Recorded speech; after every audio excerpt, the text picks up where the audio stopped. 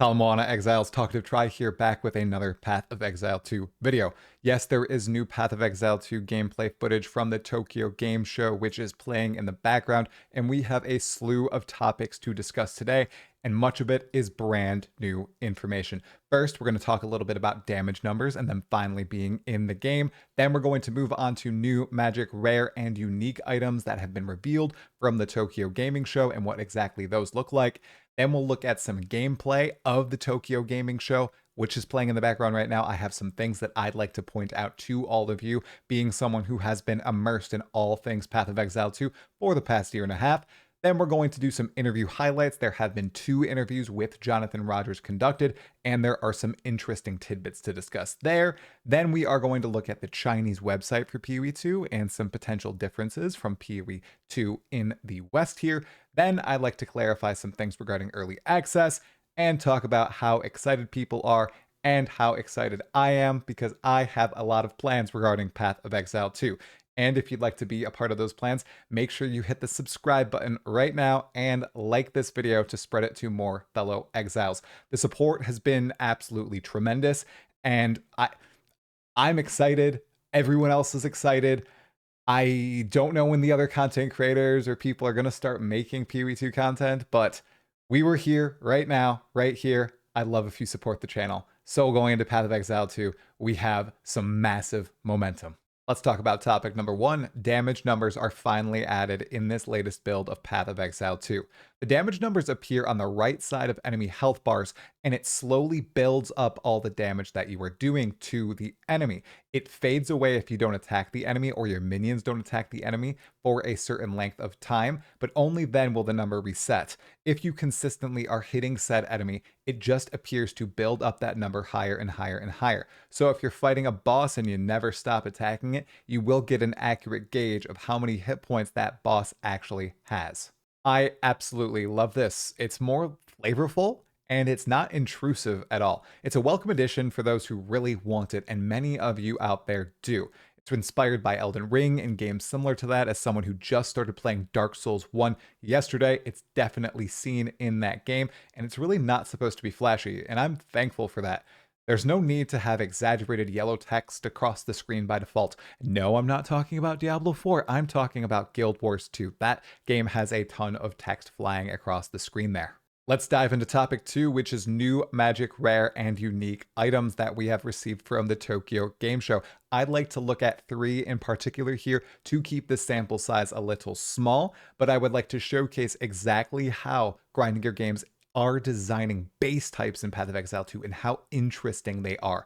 First up, we are going to be looking at the Nimble Crackling Quarterstaff of Victory, which is phenomenal. It is a quarterstaff that, yes, that has this 2 mods on it. 70% increased attack speed, gain 9 life per enemy killed. Those are basic. We see those in Path of Exile 1, but it also has this implicit because it is a crackling quarterstaff. Gains 1 Storm Surge on hit, and that is a defined keyword, so you can hover over it, and it says this: each Storm Surge on this weapon grants 3% of damage as extra lightning damage for 5 seconds. Maximum 10 Storm Surge. This right here is a perfect example of how that they can make more interesting items throughout Path of Exile 2's progression.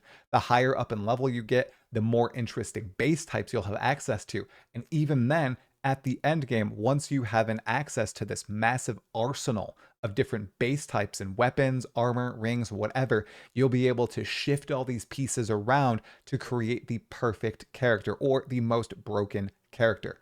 These possibilities really are endless. There's lots of different ideas that you can shove into here and make work or just test out. And this Crackling Quarterstaff is but one of them. Here's another one, a Cultist Great Hammer. Yes, it has a few interesting modifiers on it as a rare 2-handed mace, one of which is leeches 5.72% of physical damage as life, which is a lot of leech, but remember, Path of Exile 2 has changed the way leech works. Nowhere near as complicated as it is in Path of Exile 1. You simply have a leech value, and monsters have a leech resistance. That is it. There's no more complexity there. So we can have much higher leech from items as we see on this two-handed mace. But the really cool thing is the implicit, once again, a cultist great hammer seems to have the implicit strike skills deal splash damage to surrounding targets, which once again is an awesome implicit to have on an item. And it's another facet that you have to build out your character that is attached to the items and not necessarily your skill tree. Remember, they are putting a huge focus on items, making a massive impact on your character as opposed to the skill tree doing so in Path of Exile 1. Path of Exile 2, you have the items that are building the base of your character, and that includes, yes, the uncut gems and the skill gems. And then your passive skill tree, the vast 1500 plus node web, is specializing your character in various aspects of the game. But the gear, your gear, is doing the heavy lifting. Finally, we have Lifesprig, which is a unique withered wand. It grants the level 5 Chaos Bolt spell. Unfortunately, we don't have what that does, but I assume that that is a very heavy chaos-focused beam of some sort, maybe a fireball that is essentially chaos damage. This gives you 10% increased cast speed, plus 18 to max mana, plus 3 to level of all spell skill gems, which is tremendous, and then regenerate 6 life over 1 second when you cast a spell. This seems quite strong, especially because you should be able to dual wield wands here. I imagine that this is going to be the premier caster leveling wand, and I'm sure there will even be uses for it at endgame. Plus 3 to level of all skill gems that are spells is a massive stat in Path of Exile 1. We'll just have to see how it works in Path of Exile 2. But just looking at the design here, this unique gives you all those interesting different affixes, but it also gives you a unique higher level implicit too, a skill that you can actually use from the unique. I think this is something that we are going to see a lot of in Path of Exile 2 once we get our hands on the hundreds and hundreds of unique items. I took a look over at PoE2 DB and we only have 3 unique items listed right here. We don't even have that Lifesprig listed there. And this is basically a comprehensive list. There will be hundreds of these in the game eventually.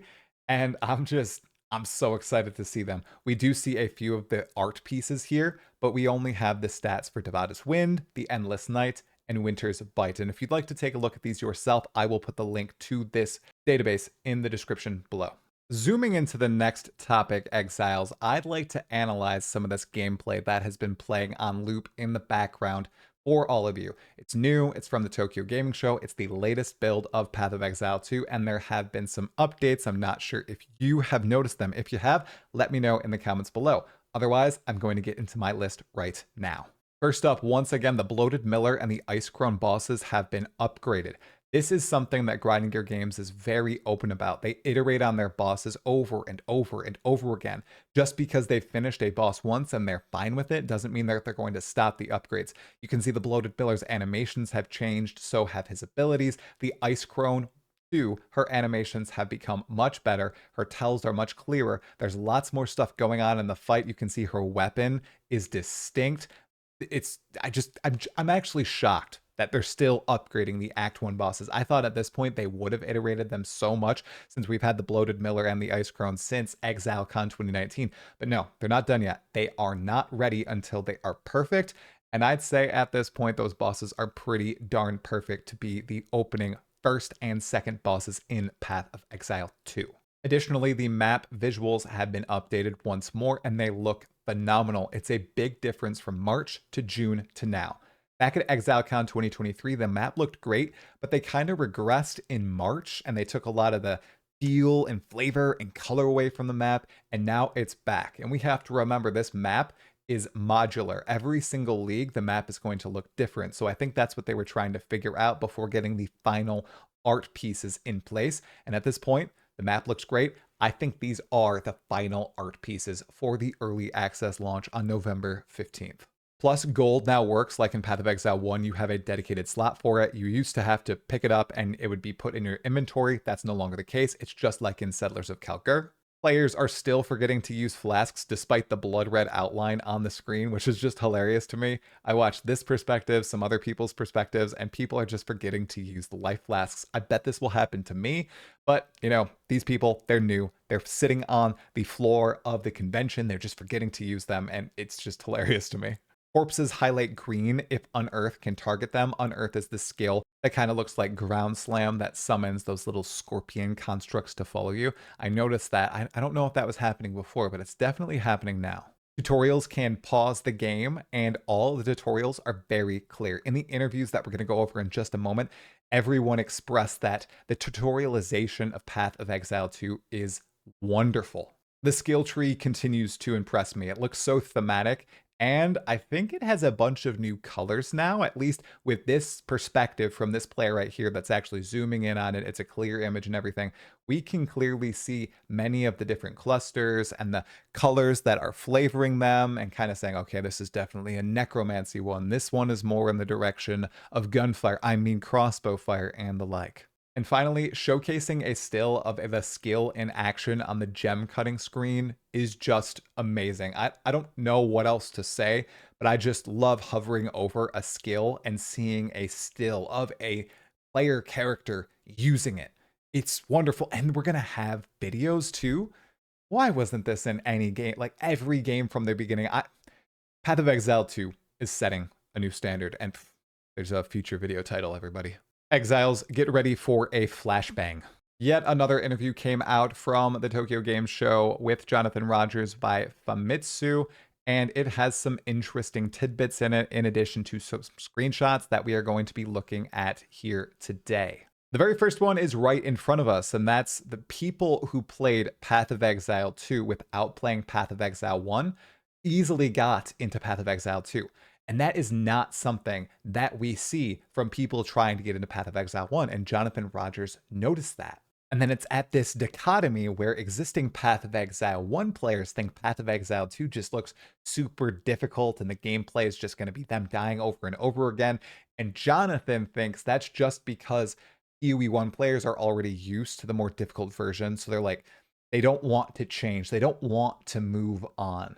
People don't like change, right? And they don't want to try this new game out that's coming in, and it might become their new favorite game because they've been invested in Path of Exile 1, this very difficult, complex, deep game for so long. They're just a little averse to it. Another interesting tidbit here, Rogers is responding to a question about the action in the game increasing drastically. And he says, it was much more difficult than I had imagined to increase the action in the game. Creating new classes was especially difficult because each class had to be sufficiently differentiated. In fact, there were times when the quality was not good enough and we had to delay the announcement of new classes. Reminder, the witch. Everybody remembers that. That was, oh, it's going to be soon, and then, months later. And then we finally got it. However, I think that creating classes so thoroughly is still worth it. I think that these hardships will help us when we create the next class. Keywords there, next class. So obviously they are trying to fine tune 8 classes for early access, all the 8 classes that have been revealed so far. I'm really hoping the Druid is there. The other 4, the Templar, the Duelist, the Shadow, and the Marauder are the other ones that are next up to bat. They are not going to be ready for the early access release on November 15th, but them and their skills will be arriving in the game throughout early access. I'm really wondering which one he's referencing right here. I'm just going to go and bet it is the Marauder and Axe skills. Some of you are going to hate this one. The interviewer asked, how many hours does it take to complete the campaign? And Jonathan said, according to the results of the closed beta test, some of the first information we've heard about the closed beta, it took about 18 hours for users who had not played the previous game to complete Acts 1 and 2. So it looks like that is what was in the beta test as well. I think it will take about 40 to 50 hours to complete up to Act 6. However, there was a lot of endgame content, so you can spend more time and play. That is a juicy answer from Jonathan. I'm going to agree with him. I think most players are going to take much longer than they anticipate to play Path of Exile 2's campaign. I think the first time I played Path of Exile 1, it took me between 20 and 30 hours to beat the campaign. I think with Path of Exile 2, it might be around that because I'm going to be spending my time going through the story, really taking in the experience. So it might take me around that time or a little bit longer. I'm sure there will be blasters who are getting through it in 10 hours or below. But for us out there who really want to savor the journey, it's going to take about that long. And then there was this one tidbit from the interview wherein Jonathan said early access is paid that we covered in the last video on this channel, in which the interviewer asked Jonathan, the graphics are beautiful, but what kind of specs do you need to play it on PC? And Jonathan said, the spec requirements are higher than Path of Exile, but we would like to make it playable on a graphics card with a GeForce GTX 980 to 1060. So make sure that you have at least that, but I'm going to say, Exiles, you're probably going to want an upgrade for Path of Exile 2 if you've been struggling on Path of Exile 1. We also got a bigger screen grab of that poison boss in Act 3 somewhere in the Val area that we talked about in the last video too. This is Viper Napuatsi. She is a general of the Val Legion, and she's mentioned on 2 items already in Path of Exile 1. So what does this mean? Are we traveling in the past with Elva because we know Elva is a time traveler, or are we fighting a mummified corpse of this Viper, or is there some sort of Legion stuff going on? Because we already fight a Viper general in Legion in Path of Exile 1. Regardless, it's definitely someone Val, and it's definitely someone super, super cool. Okay, moving on to the next topic really quickly here. This is the Path of Exile 2 Chinese website. So for those of you who don't know, China has its own realm for Path of Exile 1 right now, and it probably will for Path of Exile 2. And it works very differently over there. There's a bunch of pay-to-win nonsense on the Chinese realm. There are pets that pick up currency for you. And yes, I know some of you might really want that. A lot of people don't really want that over here. If you want to, you could probably go try to play the Chinese client. Just go for it. Absolutely. Anyway, Path of Exile 2 in China. 2 big differences from the main Path of Exile 2 site on the West. Now, number one is it tells you how many people have made reservations or signed up to get into that early access period. 1.9 million, almost 2 million people have signed up to be in that early access period for the Chinese realm. And then 2, they are actually having milestones for the number of people who sign up. And if a certain number of people sign up, they will actually unlock, it looks like portraits right here, a pet right here, probably another pet right here that looks like a darn penguin, and an armor set at the very end. This right here looks like premium currency, I'm guessing. I see the Templar Deathcry and some other Path of Exile related stuff. But yeah, they have actual milestones for the community to share this with their friends and say, hey, sign up for Path of Exile 2, make sure you check it out.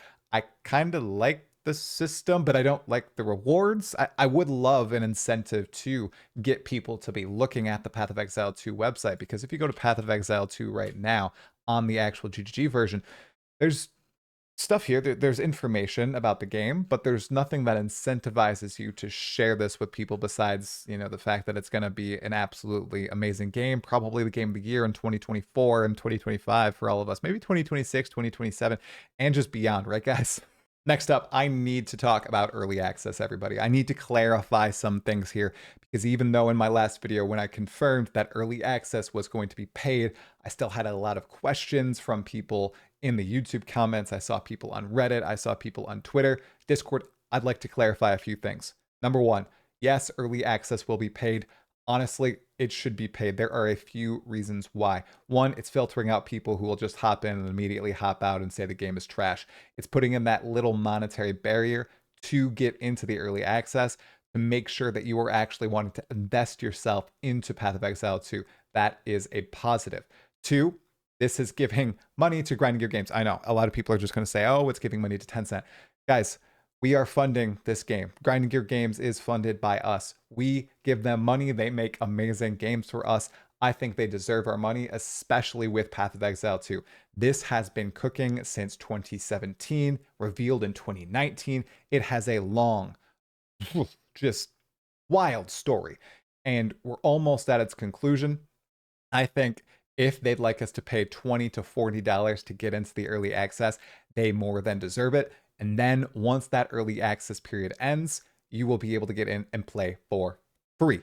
Absolutely free. And speaking of when it ends, people think that this is a 3-day early access, like Diablo 4 style. No. That's not what's happening here. Path of Exile 2 is going to be in early access for 6 months, maybe 12 months, maybe longer than that. This whole period right here is essentially us getting to play the whole game and just see it finish its evolution while they're testing the bigger, broader systems like trade and endgame and ascendancies and all the balance to make sure those are all in a good spot for 1.0. This is not an early access period in which people are paying to play and get an advantage over other people. I saw multiple comments of people saying, hey, oh my goodness, this is like getting a head start in the league. No, no, no, no, no, it's not. You are going to be able to play the game, but there's probably going to be resets on your character. There's probably going to be a wipe before 1.0. You getting in right now is essentially you just being able to play the game early, and it has no bearing on your overall account progress. I'm pretty sure. Number 3, I think this is 3. Yeah, you're going to be able to get in via supporter packs most likely, and they're going to be in various bundles. I'm guessing it's going to be 30, 60, 90. 150, 300, 500, maybe there's an 1,000 one in there too. And they're going to have various cosmetics. And I'm sure that they're going to have Path of Exile 2 early access keys in them. And I'm going to say keys plural because you're probably going to be able to get one for yourself and then share some with your friends too. That's how it's worked in the past. Once again, this is unconfirmed, but I'd like to make sure people have the full picture on how Grinding Gear Games has done this in the past. This is not Grinding Gear Games being scummy or greedy. This is Grinding Gear Games making some well-earned money and making sure people who are actually interested in what the early access experience has to offer, that being you being able to play the whole campaign and test it, are the primary people getting into the PoE2 early access period. And I guess I'll throw this in there. If you spent a sizable amount in Path of Exile 1, you're likely going to get in this too. It's not confirmed, but you're likely going to get in. I'd say the cutoff is probably $500. Okay, with that out of the way, now just some final Path of Exile 2 notes. And this is going to be me on a bit of a soapbox, maybe not a soapbox, but I just have to put this in one of my actual videos. People are extremely excited about Path of Exile 2. And as I said at the beginning of the video, I'm one of the only people in the Path of Exile scene that's currently covering it. You guys are liking my content, I'd say 94.8% of the time. That is the average like to dislike ratio on my videos.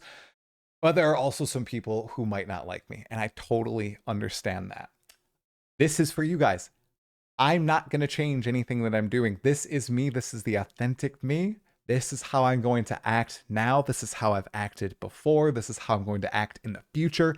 And oh my goodness, there is quite the future ahead of us. We just hit 25,000 subscribers a few weeks ago, guys. I want to go above and beyond that. I have a legit content plan, and I know that might sound psychopathic to some of you, but I have a vast content plan prepared for the lead up to Path of Exile 2's launch, Path of Exile 2's launch, and then beyond. It's all laid out in spreadsheets and documents. I've already reached out to a bunch of content creators. I've reached out to Grinding Gear Games. There's a lot of moving parts here.